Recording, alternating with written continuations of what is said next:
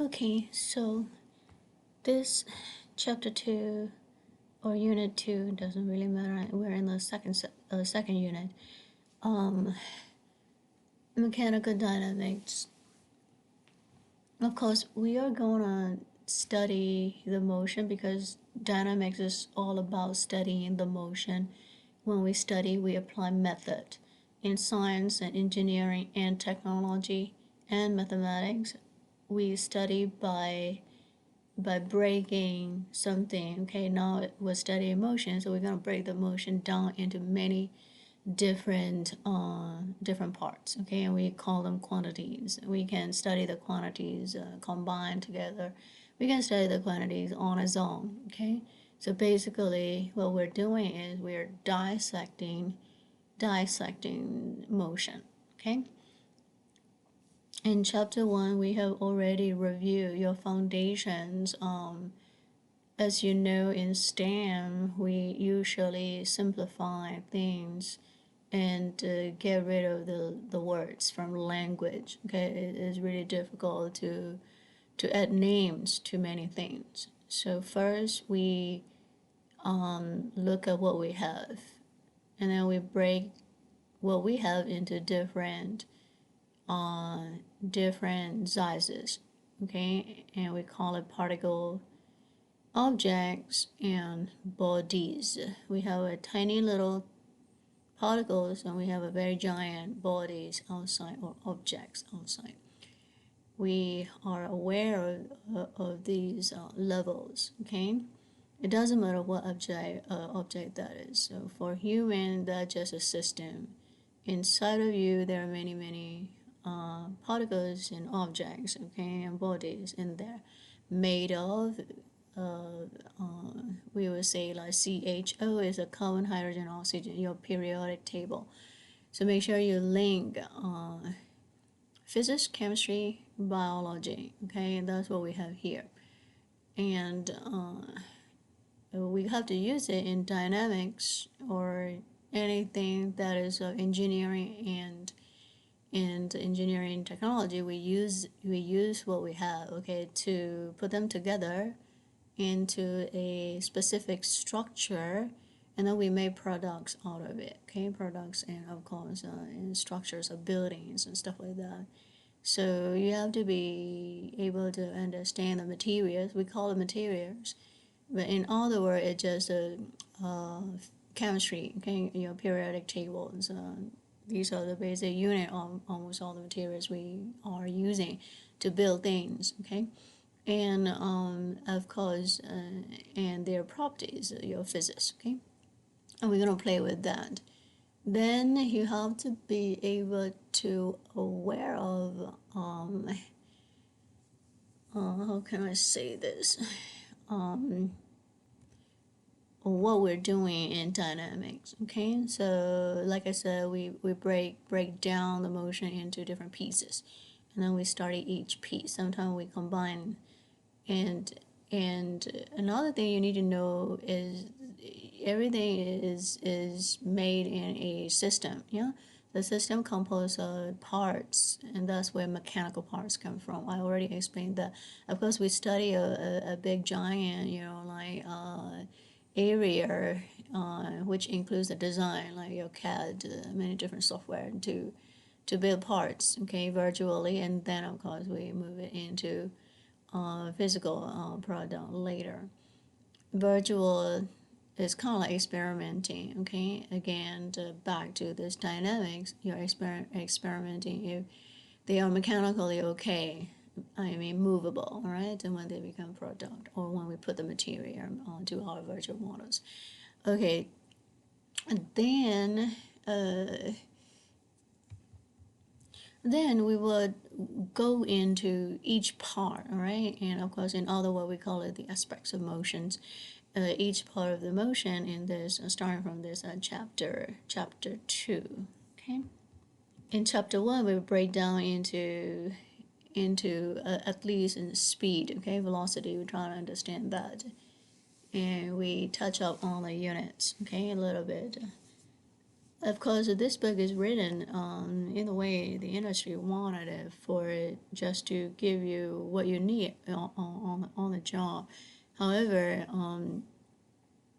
you don't have to go into details if you go to physics, or if you go to engineering, okay, department. You're gonna have to go into more on the calculation, okay, or computing. Mathematics are part of it.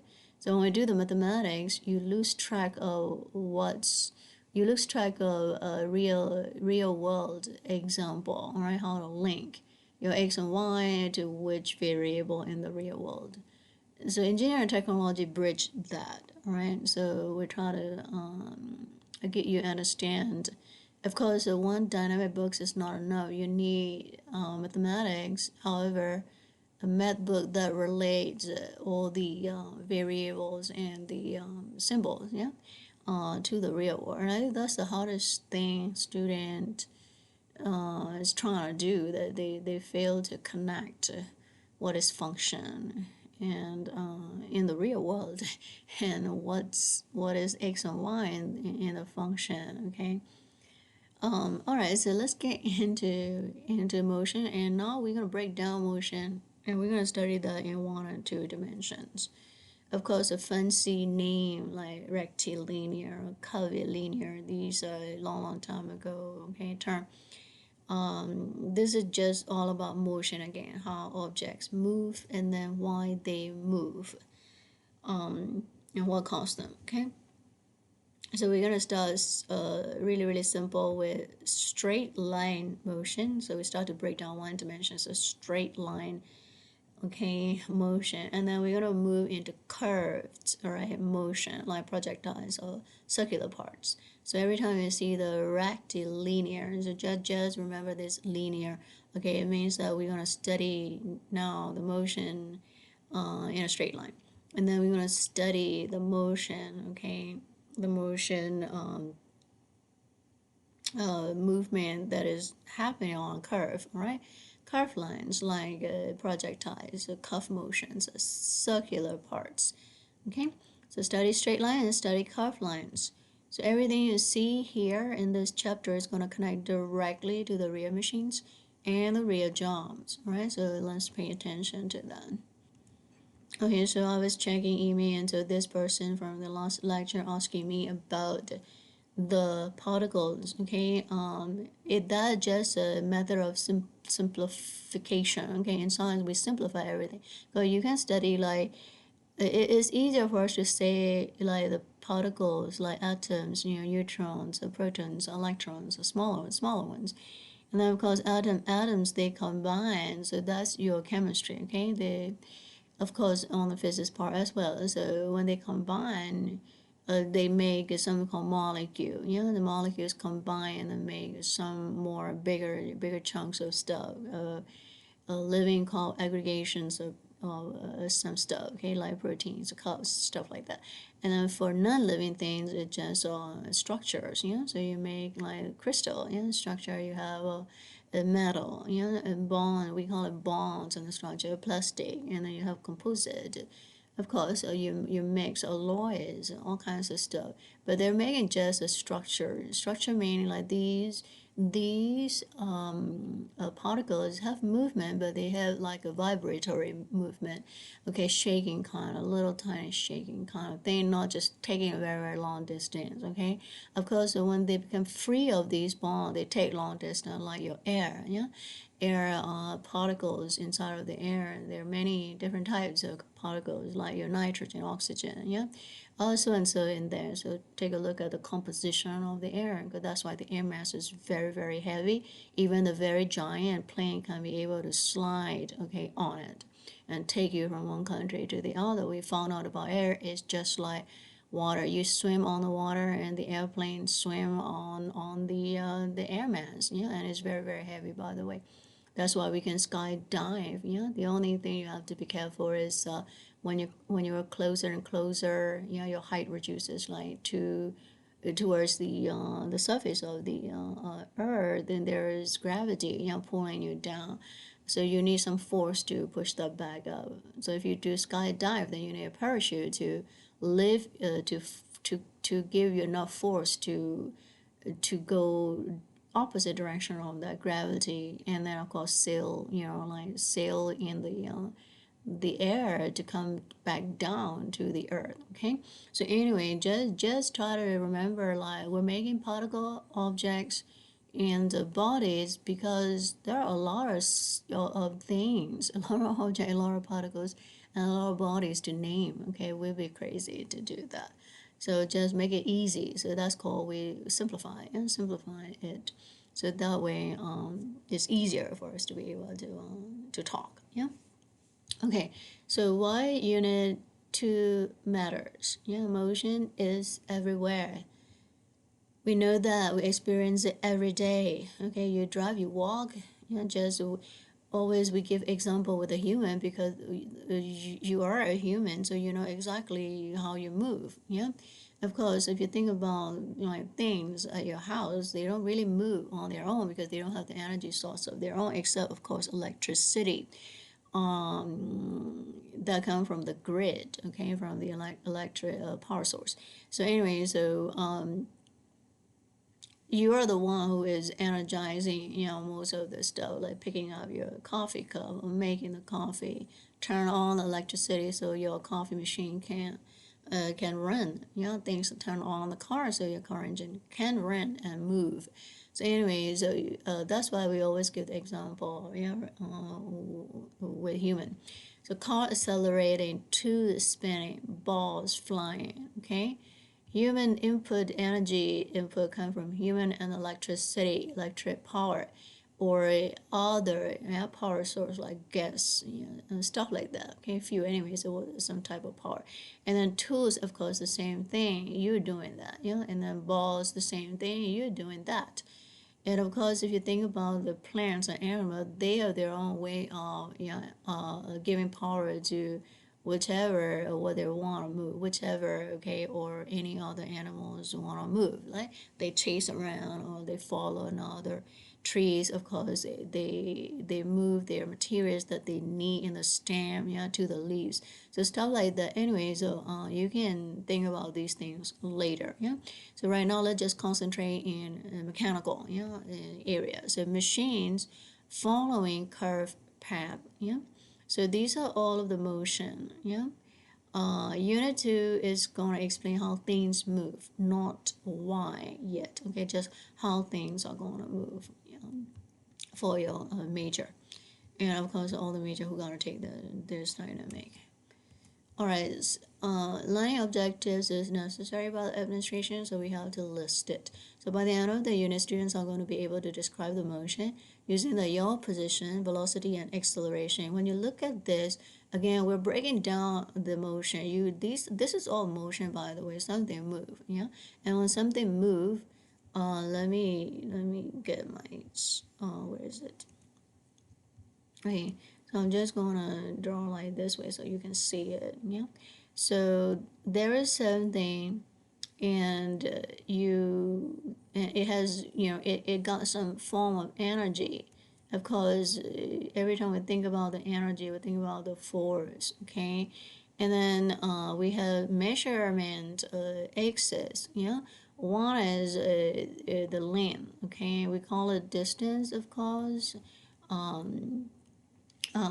Okay, measure in usually SI, so meter. If you want to think about the US unit system, that's my.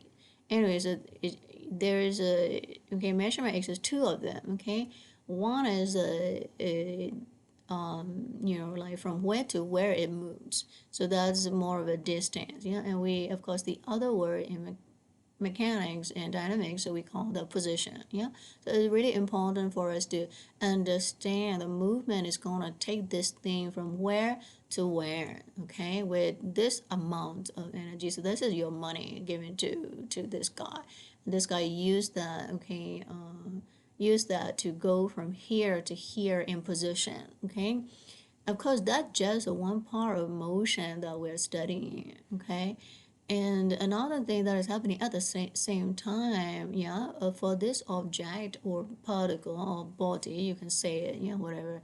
We're just drawing with a little thingy right there. So when it takes okay, this amount of, or we just say like this distance, okay, when it takes this distance from that point, okay, point 1 to, of course, a point 2 here, okay, see like how we name it. We don't name it with the long name here. We say like that could be, at the foot of the mountain, and that could be, the top of the mountain. This distance can be anything, okay? So we start to use these symbols, so symbolic equations are coming in. So it's easier for us to be able to use a variable, because these are variable. It can be anything. It can be from your house to the school, yeah, and it can be like from this room to the another room, yeah, stuff like that. And then another axis is, we call it time, okay? Time is it just something, like something is doing some activity here, something is doing another activities here, and you are, aware of that, okay? Then, and then current, and then future, yeah. So we want to know this motion, okay, this thing move from here to here, okay, that the whole thing happened on the time axis. We measure it, okay, this is just axis, a measurement axis. We measure it like, oh, like start from the time 1, and then it, of course, end at the time 2, okay. And of course, from here to here, for distance, we go with the meter, let's say in SI. For time, okay, we use as a second, okay, sometimes minute, sometimes hour, of course, depends on what you're measuring. Okay, so variable, variable, variable, and variable. And of course, this is measurement, the first axis, measurement, second axis. Okay, so even though you read one line, immediately you have to get all of that. So we talk about the position, we talk about the looking at, the distance, amount of distance that move in that motion over this time, yeah. So as soon as you get that, okay, distance, of course, over the time, okay, you immediately get something called speed, okay. Now you're not just moving, you're moving in a 3D space, okay, the spatial component come into the motion. So there is another first dimension, second dimension, the third dimension is your space, okay. So the space measurement is like you're going in x, y, and the z. This x is not the same as that x, okay. This x is for the distance, and this xyz is the space, okay, space axis. So we have like a little bit difficult to write, so of course I'm gonna just write it here. Anyways, the xyz, it can flip, by the way, a 360-degree around. So anyways, the distance divided by time, okay, and you get the speed. Now we come to know, since we're dealing with a 3D 360-degree around, there are many 360-degree. This three axis can make incredible amount of angles.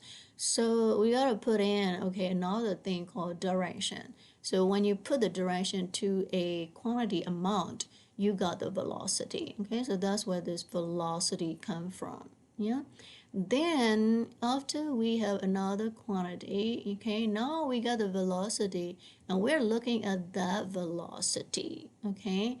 We're gonna look at that velocity, okay, of that object, okay. Now we're drawing like this, yeah. The same, by the way, let's just say like happening, okay. Now we're looking at the velocity of that object on another axis of time, okay. So here I'm just gonna write it down like the axis here, and then of course here is your time, and then now this is not position anymore, we're looking at the velocity. Yeah, it means that we first study the position, and then we second study the velocity, and then we're gonna look the velocity over a period of that time, okay, another axis.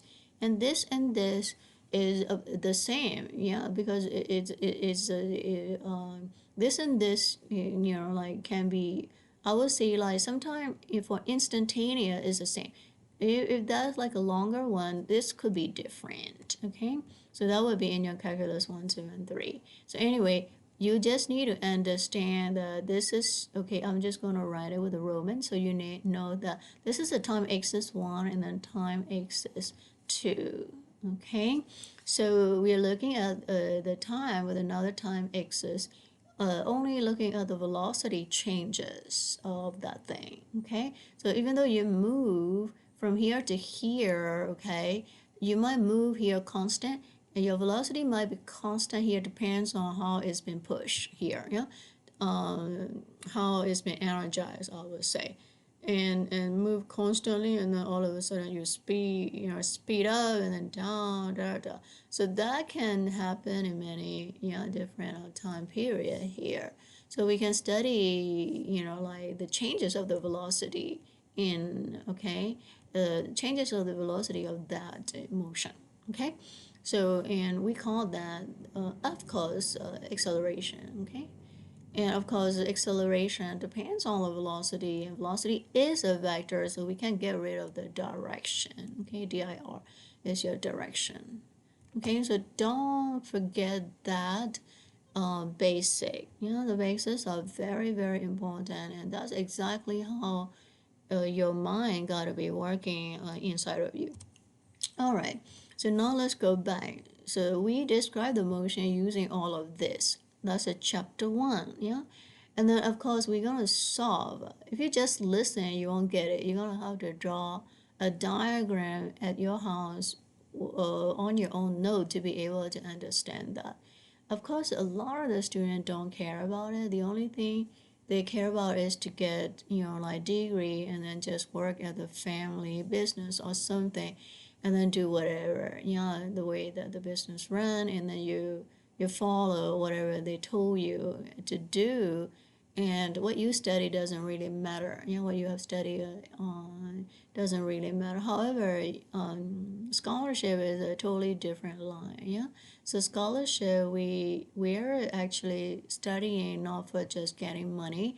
It's just that we're studying because it is necessary to study us and to study where we are, who we are, and what we're doing, and what we have here, and how we can be able to use it, to make life meaningful, okay, while we're living here. So that's all about it if you simplify, okay, so everything about the stuff, but the system make it system from century to century slave the people, yeah. Even though you have like incredible amount of stuff here that you can use, God, just give it to you, but people make system, yeah? And that's because people have their own will, and it's really difficult to manage the behavior, manners, okay, and the characters of the people living with other people. Yeah, so they tend to practice the human factors, and it's really hard to difficult also to control. So that's why they have to make like serious system to be able to manage and control the people, and that's where all the jobs and stuff come in. Yeah, but the original civilization allowed people to live very free, but it's our own fault that we destroy that given a privilege, yes, and now we're become slave of the system, being controlled in the system, okay, with and measure with the money. So anyway, so whatever that is, let's just go back into here to solve the straight line, okay, motion problem is what we're gonna do in chapter 2. So understand the motion along the curved line. That's the second thing we're gonna do, because motion is not always straight. Motion can be curved, motion can be straight, motion can be combined in many different ways of combination. Okay, there's two. Okay, and then we're gonna separate, of course, motion into x and y direction, because we are living in the 3D space. Okay, so now we only study 2 dimension. We have 3 dimension. Okay, don't forget that we have actually 3 dimension. Out of 3, we're gonna study only 2 dimension. So therefore, x and y. Yeah. So and ignore the z for now. Okay. All right. I'm gonna go back one slide up here, because I forgot to tell you, giving you this a real world example here. Your car acceleration, 2 spinning parts moving on conveyors. okay, so at the manufacturing shop. So if you can describe the motion correctly, why do we study? Because if you can, like describe the motion correctly, you can predict the behavior. And then also you can troubleshoot the problem. We're using the machine to make products. And when we say we're using the machine, we're thinking about numbers. You're not just manufacturing a single product. How hard it is for you to even make a one product at the 3D printer. You're making a one single tiny part of your model. And that takes forever. How long does it take? Some students take weeks to do that. Okay, so try to compare your efficiency with manufacturing. Okay, in manufacturing, we gotta make sure that these machines are up and running 24/7 to make thousands of parts a lot. Some small part maybe hundreds. Okay, giant part maybe like in tens, of course. But the production lots are they're very huge. At least like 500 units, all right, in one lot. So in order to produce that, your machine gotta be super good. Yeah. So we really need to understand how the motion, in that machine works correctly. So if it's down, we can be able to back that up, quickly by tweaking or by checking, inspecting, and then maintain, okay? And then, of course, if you need to change the part, you change the part immediately. So you can predict the machine behavior based on dynamics, motion behavior. And then, of course, you can also troubleshoot. You can do predictive maintenance. You can do proactive maintenance, okay? So these are what we practice based on that dynamics, okay, motion study. So this, of course, anyway, so for this unit, we're going to build the foundation for you. You got to understand the basic of the motion to be able to control the motion of any machine and anything you want to control. Then, of course, on engineering technology part, you don't need a lot of calculus. You don't need to do pure mathematics, okay, calculation. No advancement. You just need to think very clearly, and you need a correct setup, okay, of how to understand or how to describe the position, velocity, acceleration, especially how to understand that. And then, of course, you solve the basic motion problem. Solving the problem is just practicing, practicing. If this happened, how am I going to solve? How am I going to fix it in real life? So in order to do that, you're going to have to go through a couple of problems. So you understand how to play with these guys. So if you increase this, what happened to that? If you reduce the time, what happened to this? Things like that. So you can be able to predict. So let's say if you have like a car accident, the accident investigator are the scientists, okay, and some of them even engineers, by the way, okay, so they can be able to calculate the distance, by looking at the aftermath of that accident and be able to backtrack the time, because motion already consists the time factor, and time is again it's just a measurement axis, so you're here, you can backtrack, to that by looking at the impact, okay, the end result of the accident, like how much of the force had caused this thing to land right here, starting from there. So beginning of the accident, the ending of the accident will give you the position. And you can get the velocity, acceleration. When you get this too, you can go back in time, okay? Be able to understand all of that and calculate. So when we say solve the basic motion problems, we use them in real world like that, okay? All right, now we will get into the next one, rectilinear motion. Again, rectilinear, just remember linear. We're dealing with a straight line motion. One direction, no curve, all right? There is this is like where we start, because it's the easiest way to understand, straight line motion, how motion variable work together. So in order for us to be able to understand how motion work, we don't just jump into the complicated real world motion, because real world motion is like this, right? Like that. You don't just always work straight. Sometimes you turn, sometimes you go, sometimes like that. So if you trace, if you trace your feet walking at your house, it's gonna end up like that. Okay. So anyways, right now we are going to study only the straight line motion in a straight line. Very, very basic. So we can be able to understand, rectilinear motion, studying the motion from the very first step in a straight line. Example, elevator going up and down, straight line. You go up and then you come down, and you are in the elevator experiencing that up and down. Okay, you do it all the time by touching the button. Then a car driving on a straight road. Car drives many different roads, but right now we are just going to concentrate the car driving, okay, on a straight road.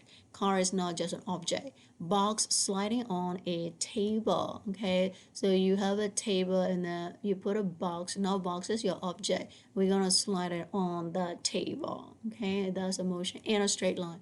Only one direction.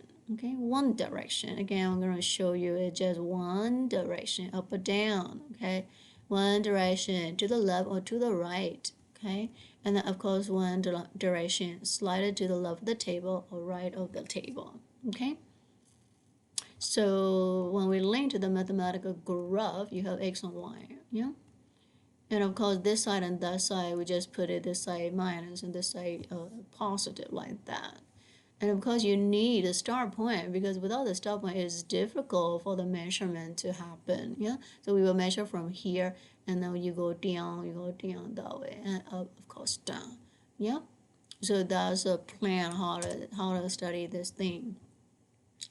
Okay, position and displacement. Now we will get into position, and of course we're going to throw in a fancy equation. So position is just it is simply where something is. Okay, so if you say like, what is my position? I am sitting on my desk on a chair, okay, recording your stuff, yeah, for you. So that's the position. Okay, so if I get up here and then go to my kitchen to eat something or take a break, because it's really tired to sit here and then I'll record. Yeah, so you need some exercise, then your position change. Yeah, so position one, here Dr. Morgan recording some crowd here, and then Dr. Morgan go all the way to her kitchen to get a tea or something. Yeah, to soothe the throat. Okay, so position one, position two, you change it, and of course you relatively work straight line. Yeah, we're not jumping up and down. I don't jump and down, go to the kitchen, or I'm not going curve like that. Yeah, because the straight line will give you the shortest distance. Yeah, so therefore the human system has a natural instinct that it always chooses the shortest route. By the way, instinctively let your body do, and it will do it. Yeah, usually we think like body follow the mind. Okay, sometimes reverse that, please. Let your body do. Okay, like skiing, okay, or skating, or snowboarding. Let the body, or just jump down, okay, from a very high place to somewhere. Don't put your mind. Let your body do it, and it will do it. Okay, so you gotta try to transfer your mind to the body system. Okay, like I said, it has too many lines in it that they're functioning, and you gotta try to put your mind, okay, behind the body sometime and let it run, and you're gonna see it's very magical. Okay, magical. All right, now let's go back to there in position, locating along a line. We are studying, okay, straight line, and we're gonna put position in that straight line, locating along a line. And then displacement is nothing but now the very first introduction of a symbol. So this little triangle, okay, is the change. It's telling you every time you see the triangle, it means something is changing. In this case, we just say like position change, okay, going from one to another. We are putting on a line because we are studying rectilinear. Yeah, we're studying the motion in a rectilinear way, in a straight line.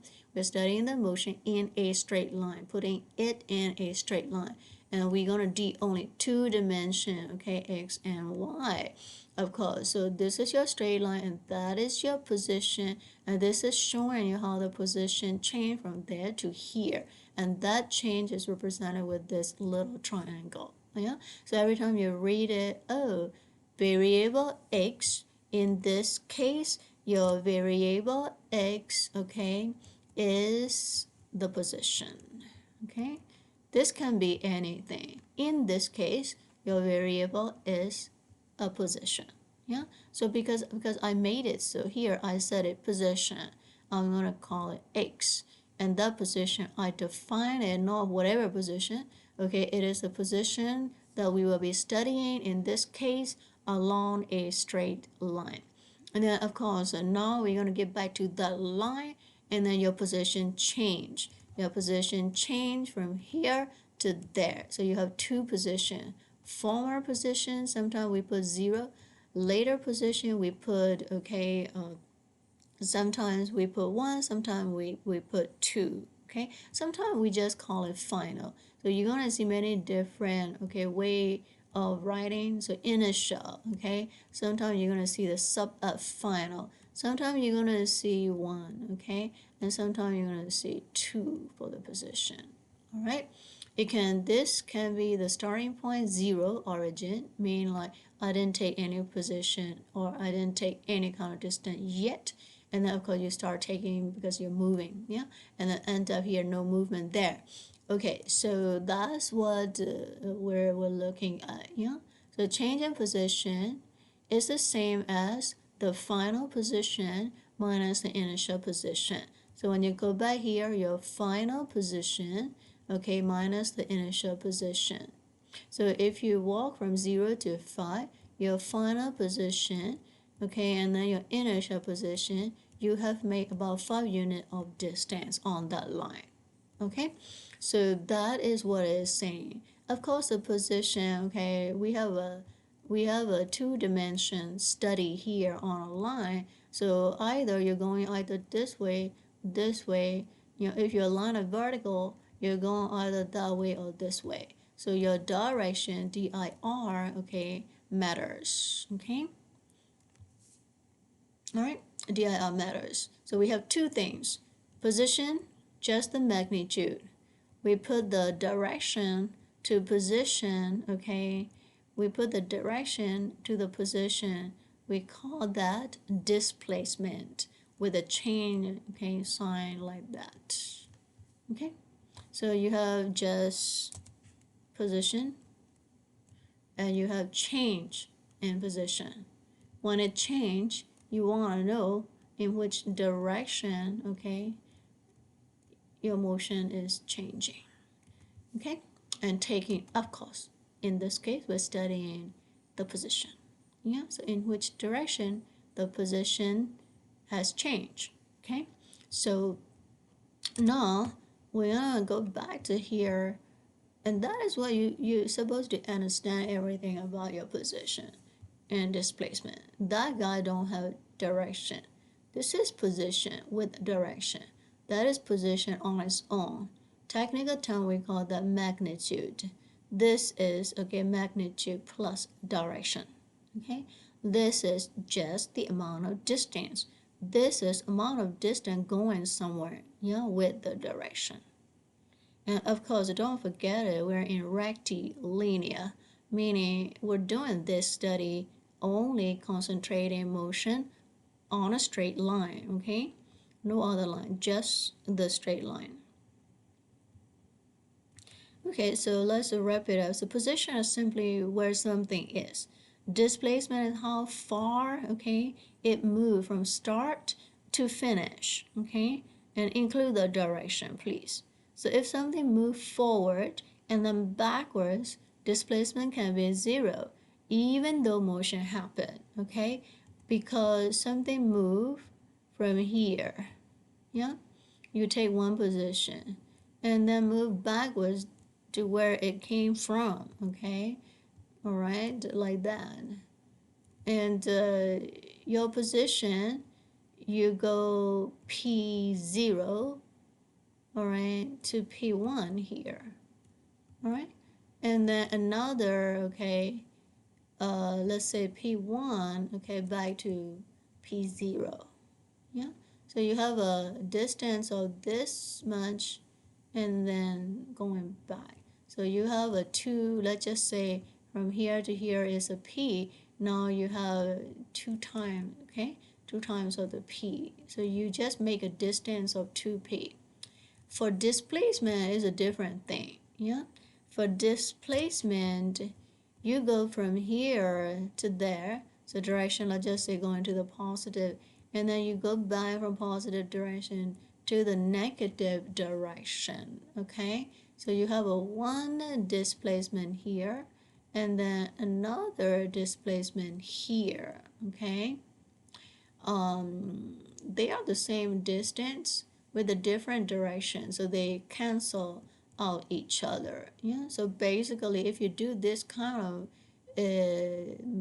motion here and then motion backwards, so forward and then backward will give you, okay, displacement completely nothing. Yeah, because direction tends to cancel out of each other. Yeah, if you put the direction factor so to it, if you study the direction factor, do it, right? So just pay attention. Life is like that. Yeah. So we also study life on a straight line. So we try to imagine our life is just a straight line. You born here, and then okay, you die actually back here. Yeah. So your death and birth are at the same point. Because why? Because your material, yeah, doesn't matter. So you okay go on a life, yeah, and then go, and then material wise, it just like go back to zero. Okay, so because you born from nothing and then you go back to nothing, even though you have incredible amount of course substance accumulate over time of your life, yeah, but it's always go back to the original.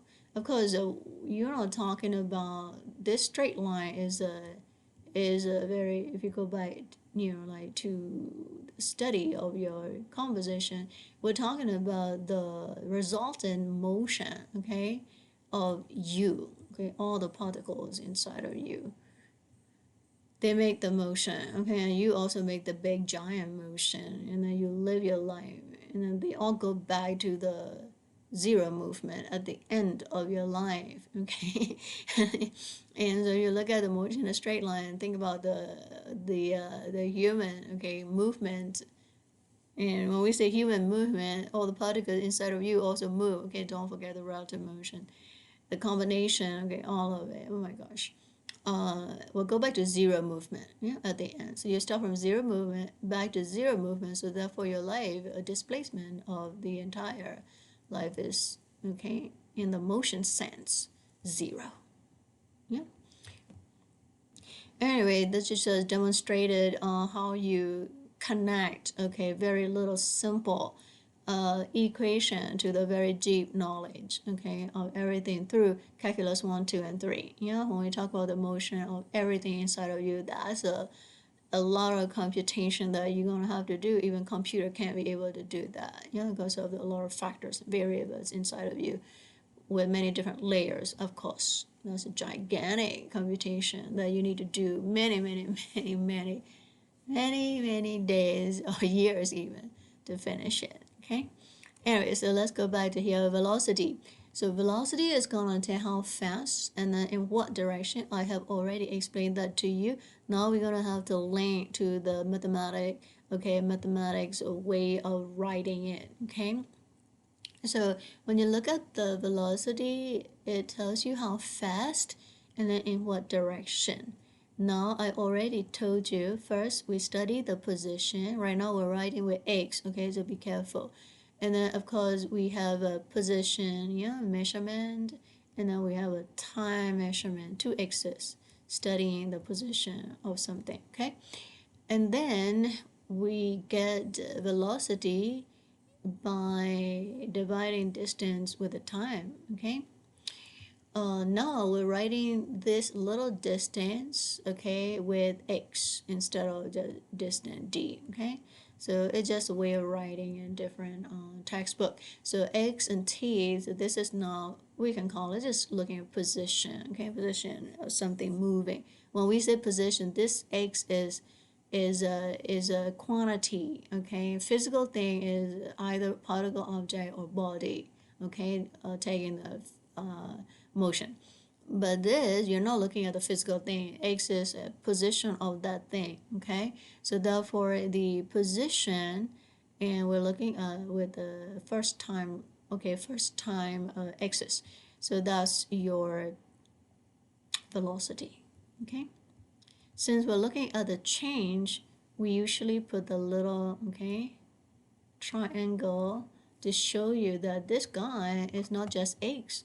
This guy is change, okay, of the physical object going from 1 to 2, right?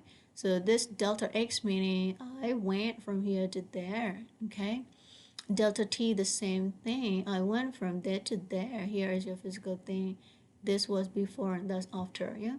So I went from there to there, okay? My position is from here to here, and I did it, okay, time 1 to 2, yeah? Let's say a sports, yeah, a sports athlete, sure, he is running on the track and going position from here to here, ran really fast. Yeah, I went from here to here, and it took time from here to here. Yeah. So, and with, of course, when you calculate like that, study the change of the position over change of time. Now we're using the technical term, yeah, and we call it with that speed. Okay, this thing go from here to here over that time. Okay, so this is velocity.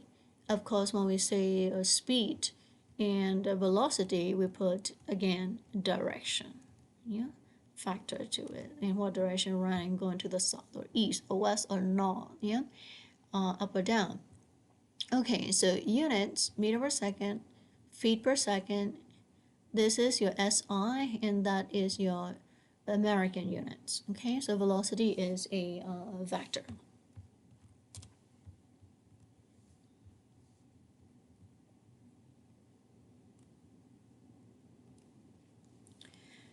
All right, acceleration. So acceleration describe how velocity changes. So here is your acceleration. Again, the same thing, but now we study differently. So let me put this thing on that side so I can draw. So acceleration describe how velocity changes. Okay, so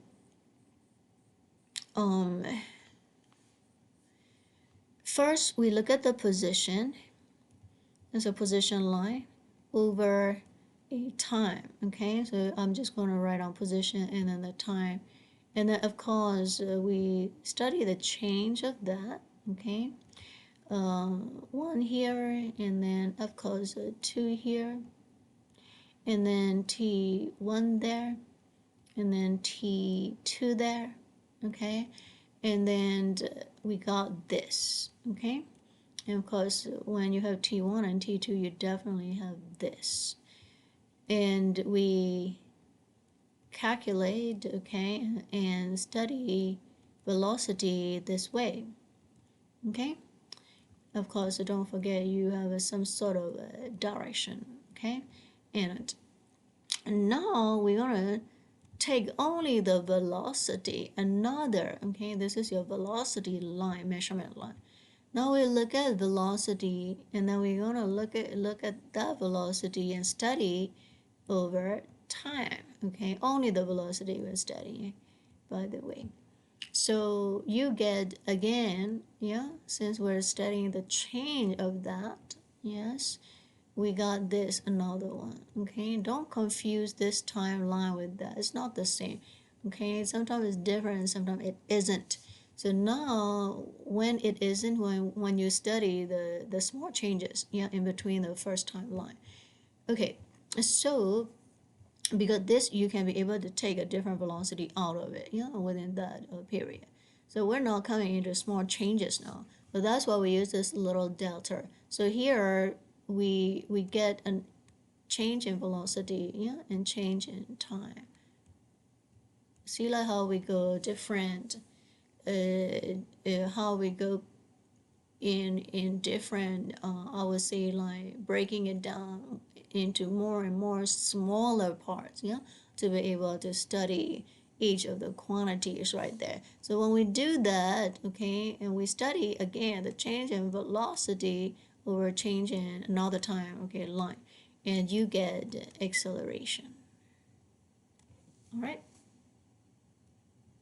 So for your level, we're going to stop at acceleration. We're not going to study one more, okay, timeline looking only at the acceleration, whether they speed up or down, right? So we're gonna leave right there here for this level for BS. I mean, like the first 2 years or 4 years of your yes, college or university. So of course, in other words, we start to use the common word for acceleration or deceleration. We use it like speeding up, slowing down, because people understand this more than deceleration or acceleration. Okay, and then of course, direction matters. Yeah, so acceleration is not just speeding up; it can also speed down, because there's direction, yeah, minus speeding down, plus is speeding up. Or you can say like plus is speed down and minus is speed up. These are just symbols, by the way, yeah, symbolic.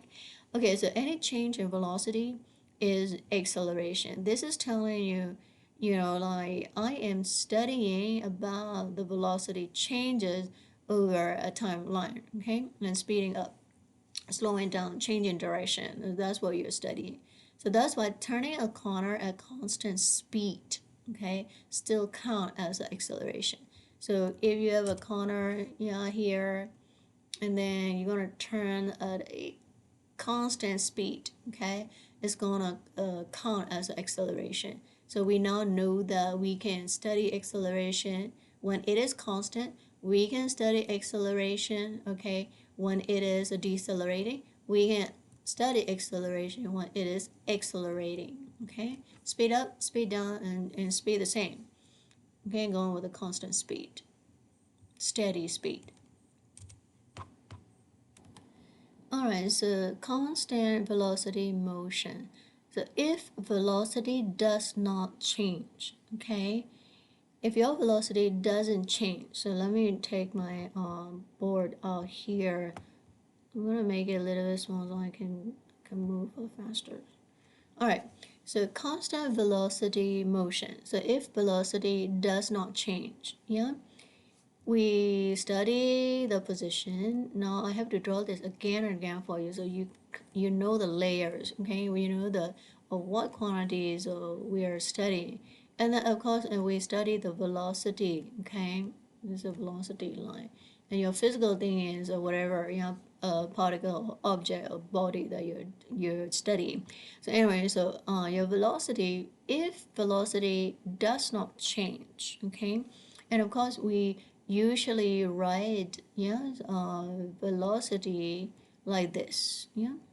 So when we write this, there's a difference how you write it. Velocity writing like this. This means we're studying the change, okay? Of course, this is V. We're studying the change, okay? This means we're not studying the same. Pay attention. So the difference is there are no triangle here. Yeah. So here there are triangles. So here there are no triangles. So so this means velocity does not change. Okay.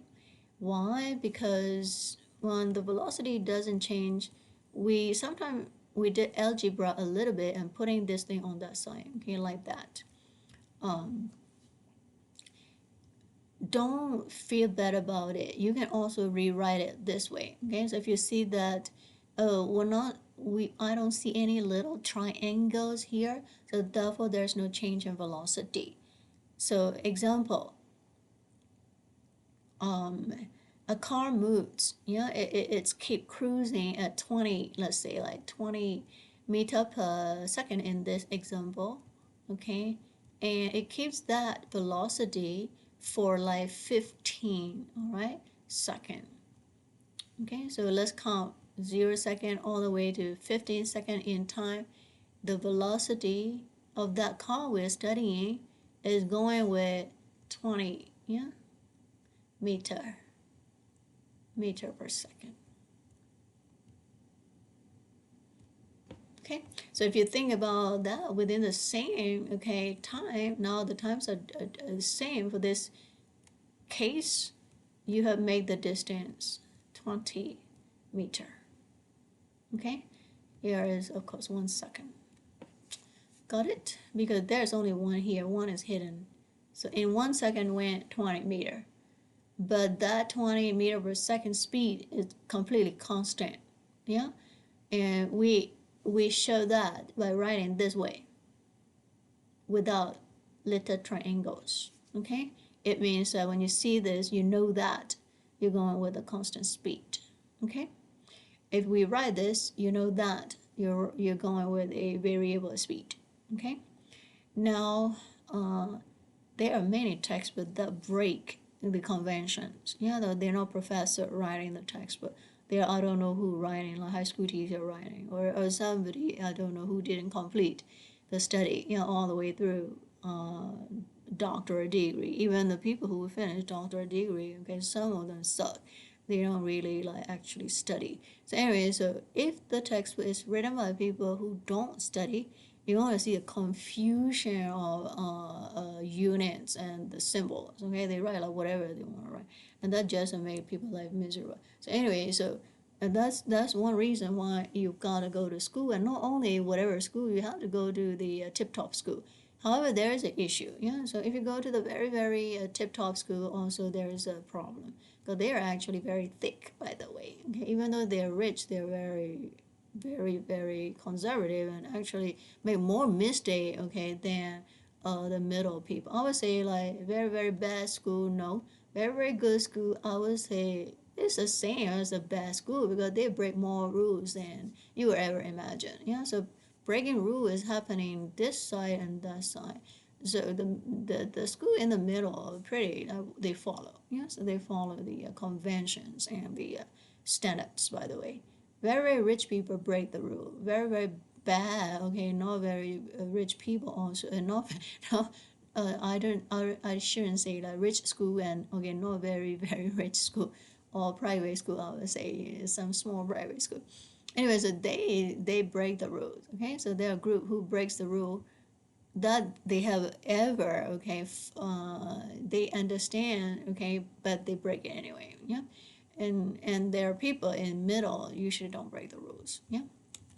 Okay, so now let's go here. Oh, did I forget something? Oh yeah. So I just want to say that when velocity stays constant, motion we call it is a simple motion. Yeah. So because you're not studying the change, so it's pretty easy to handle. So the distance is gonna equal to the velocity and of course the time. So every time you see this again, another math here. So every time you see this thing is equal to that thing, okay, time, again, you're looking at the magnitude. Right now, the distance is same as the amount of velocity, okay, and then multiply by time. So this is multiplication is a very powerful operation in mathematics, telling you this amount is really big, okay? So your x is and that velocity and the time, okay? So come out in our scenario is a 20, yes? Okay, so now we're gonna go back to show you how how the velocity affect the original. Yeah, so the original I'm just gonna draw it really big like this. The original axis. So our original axis, we write it this way. Okay, we started to study with a 20 meter and then over 1 second. Yeah, that's for your position, the very first timeline. The second, we only look at the velocity, okay, and the time, okay, second timeline. So this is showing the original rate, 1 second, 20 meter. And of course, we are going to go, now we're going to study, okay, and the velocity is going, okay, from time 1 to time 2, and our new time is 0 to 15, okay, 0 to 15, yes. So when we go 0 to 15, okay, I'm gonna go back here like this. This time is not going with a 1 second, 1 second time like we gauge before. So now when you go with this constant velocity, constant velocity for that amount of time, okay, so let's say like you have a constant velocity, and which is this guy, 20,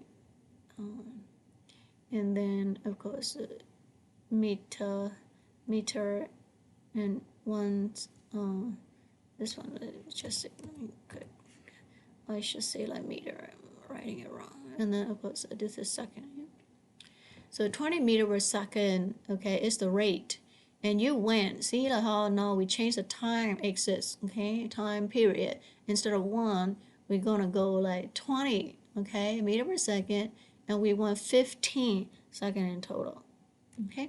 So if you went 15 seconds in total, we say the distance increases because you are speeding up, so you're speeding up with a constant velocity, and you went that amount of time, your constant velocity is this, speeding up for 15 seconds, and then your original, is now gonna take from here to here is going to be 0 to 15, and you took 300, meter over 15 seconds. All right, so every time you study, this is how you have to draw, times are they're relative, this is a unit, 1 second going 20 minutes, this is 15 second, and using the same velocity, and this is position, okay, in 15 seconds traveling with that velocity, okay.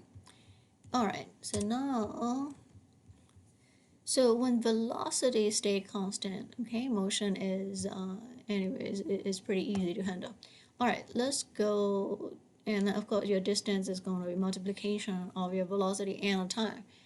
Now we are going to get into constant acceleration motion. So one student asked me at the end of the class last time, okay, and so he asked about this constant acceleration motion. So when velocity changes, all right, so I'm going to get my drawing board again. So when velocity changes, your velocity changes at a steady rate, so now we put little c. We are going to use these things because this already been calculated a long time ago, and we make an equation for you. These equations are just for you to use it, so you don't have to start from the scratch, okay, anymore, so don't start from the scratch, and use what we have already developed. If you deal with a constant, okay, velocity, you can calculate the final velocity by using the initial velocity, and then add your speeding up acceleration, multiply with the time, the amount of time that you went, and then you add it to your first, okay, velocity. So you were traveling with your first velocity, okay, and you want to know what is your next velocity or the resultant velocity. All you have to do is add, okay, the speed up amount, okay, time, you have another time axis right there. This is just a velocity axis showing the change in velocity. This is your final, and this is your initial, start and then end.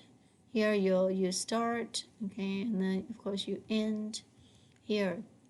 However, if you're dealing with a constant velocity, you're going with constant velocity, we can be able to quickly understand the point, okay, end point when you reach to that time, okay, the amount of time that you input. We can be able to find the end point, okay, we can be able to find the end point by using the start point plus everything that you speed up time, the amount of time you went, okay. So that is your first, okay, equation. So here it will give you the final velocity very, very quick, okay? But again, don't forget your velocity changes at a steady rate. Okay, we're dealing with a steady rate, constant velocity in a technical term. Of course, you can also calculate the position very, very easily.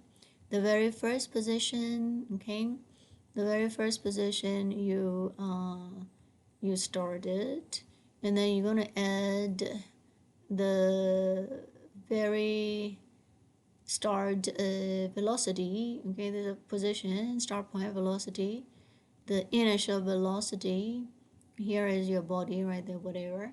So it is going with initial velocity like that, okay.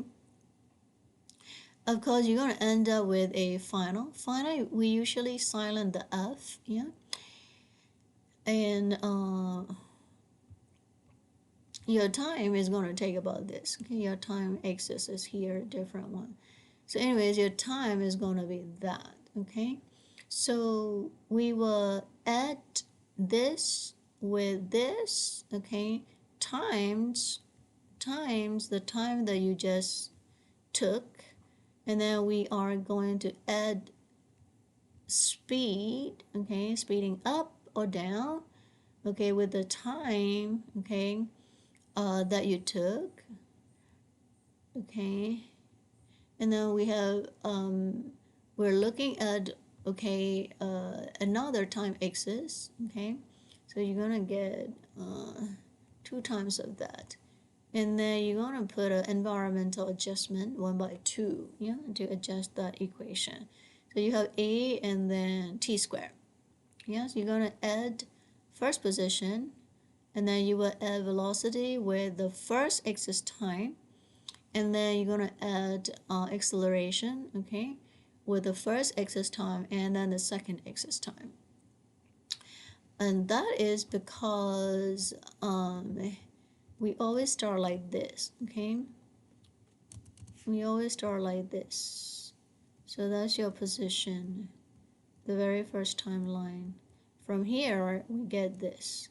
Second, we're looking at the velocity, another time axis, okay. So this 2 time axis come from that, yeah. Because your A is, we're looking at this, okay.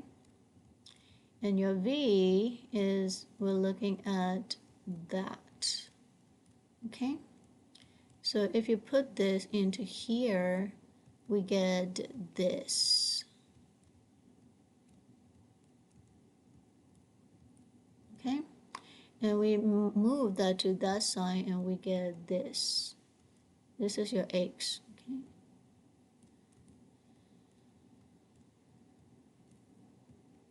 Okay, so that's where it comes from. So why do we have to do this? We are adding all the position, yeah. First position, x0. Second position, v0t, yeah. The v0t is x. Now you can write. I'm gonna erase it, okay. You can write x as a vt. Right now we're concentrating initial. Yeah, your A, acceleration, okay, is we go like this, okay, and your V, okay, is actually this. I already showed you that, and we're gonna put that X into here, so you get that. And now we can represent the position by using acceleration like that, okay. I remember position is, if you describe the position in terms of acceleration, is at att. If you describe, okay, if you describe the position with velocity, is vat. It's vt, okay. Is at and vat. And of course you start with the initial position, and you're going to add the second position because of the velocity, and then you're going to add the third position, because of the acceleration. But for acceleration, it's a little bit hard to handle, so we usually divide that by 2. Okay, so you're adding, because things that are not the same cannot be able to add. So your oranges and apple cannot add together. So you definitely need to change the apple into orange by trading with someone or something like that. Yeah. So anyway, so position, position, position. You're adding all 3 positions, so you will get the final grandiose position. Okay. So here, when you look at it, I want to get a position. Therefore, I'm going to add my very first starting position with the position that caused by velocity and with the position that is caused by the acceleration of the same motion divided by 2. Okay. If you want the velocity, we will start with the beginning, the velocity that begins that whole motion, and then we're going to add another velocity, okay, that is happening. Yeah, so these are how you have to read it. Again, let's go back to this. You gotta get this, okay? These are very foundation. So velocity can be added. They have to be all velocity. So that is velocity, and this is also velocity written in terms of acceleration, because acceleration is velocity divided by t. Okay, I'm gonna give you all the math bridge books for you guys. So velocity divided by time, okay, and we can just move it like that. Algebra, yes, algebra is move things from one side of the equation to the other. So I want to move the time to that side, so I move it. When you move it, you get this. So velocity is at. So we're adding velocity to velocity, okay, and you will get the velocity. All right, resultant, and then we call that resultant vector velocity. Starting vector, okay, this is where you're going.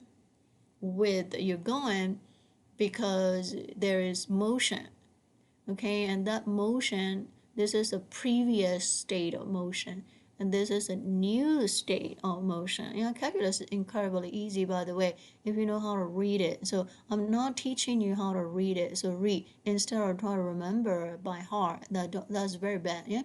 So I started with this velocity, previous state velocity, and I am now going with this velocity, new state of velocity, and I'm going to add my new state to the previous state, so I ended up with the resultant state. Okay, so when you draw it, I started with a velocity to that direction, and I'm going with velocity to another direction, and my resultant is this resultant. You're starting, and then of course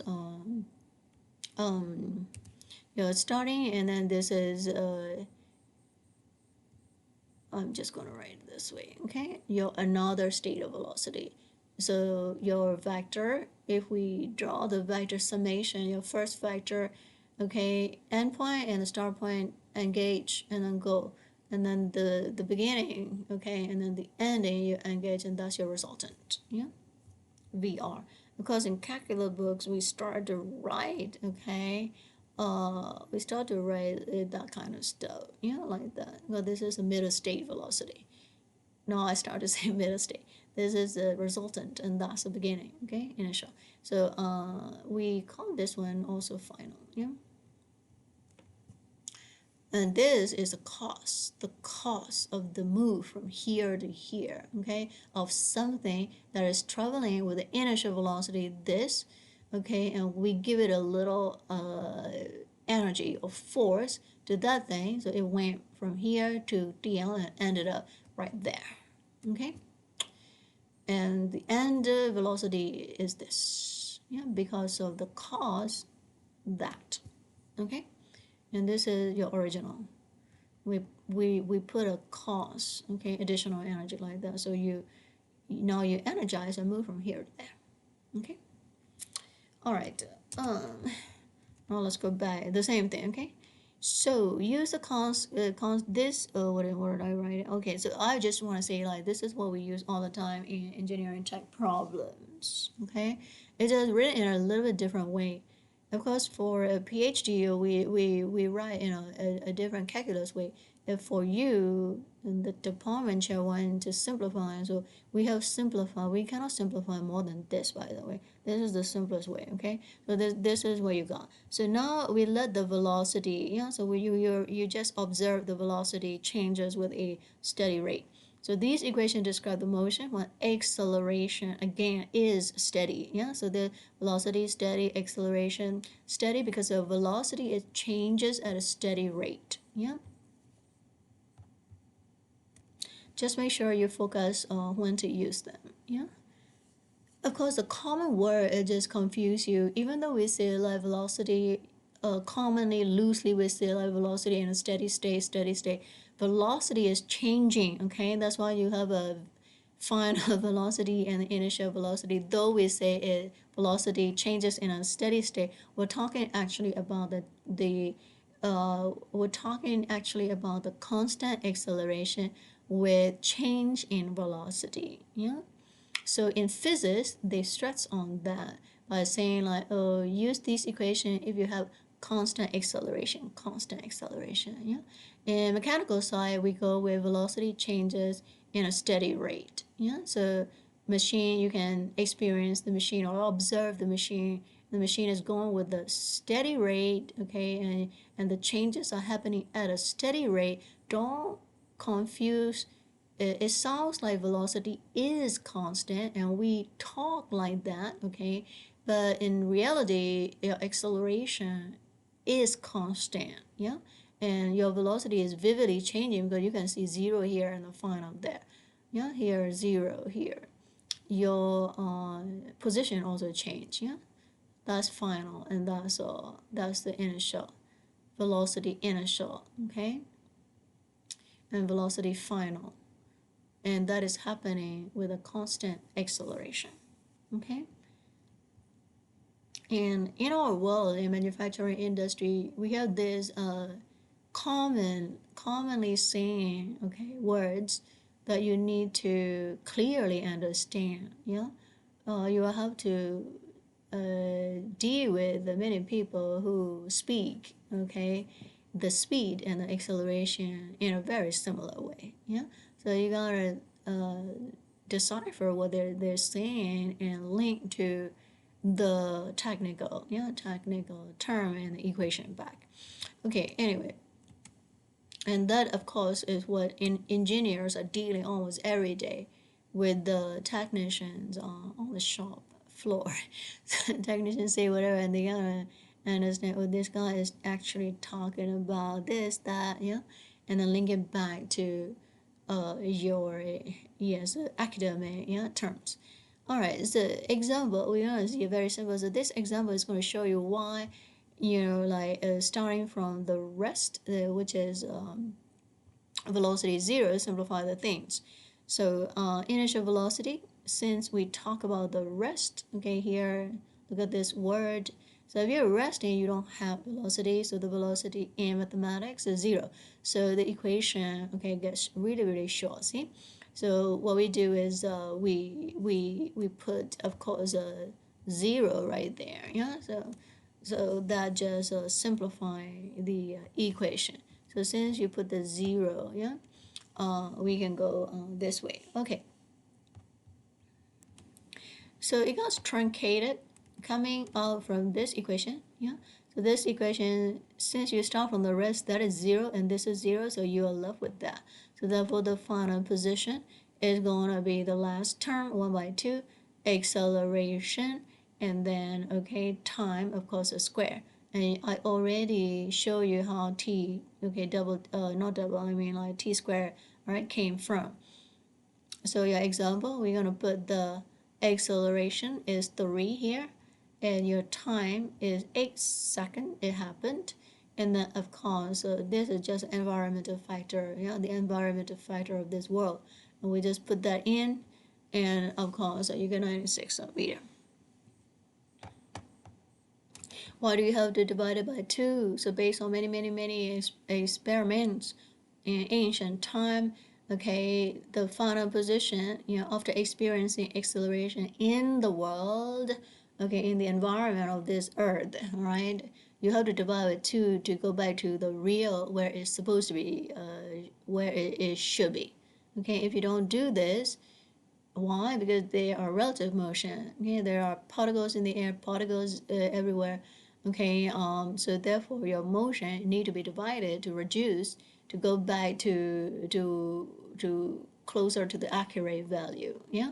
So let's just assume. Let's just take this as we have to reduce it because if you multiply it, there are relative motion that is supporting this acceleration. So your end result in calculation without reducing, yeah, with factor 2 will give you off of your accuracy. Okay, it won't get to the true value. It will get to true position value. It will go far away from the position value if you don't take care of all the environmental effect on that motion in this world. Okay, and of course this factor changes if you move from our planet to another planet in the solar system or the galaxy. Yeah, so we gotta calculate this factor. So that what physicians are doing. Yes, calculating the adjustment factors. Okay, so x is equal to 1 by 2. We put everything in and calculate. Use your Excel or calculator. You're going to get 96 meter per second.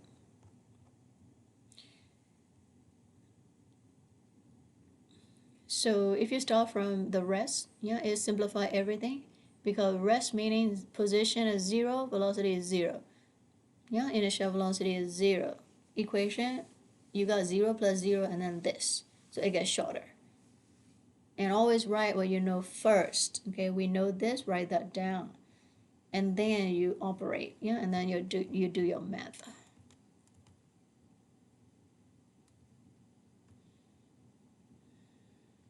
All right, so I am going to cut part 1 there, and we're going to come back to the part 2, okay, of your chapter 2.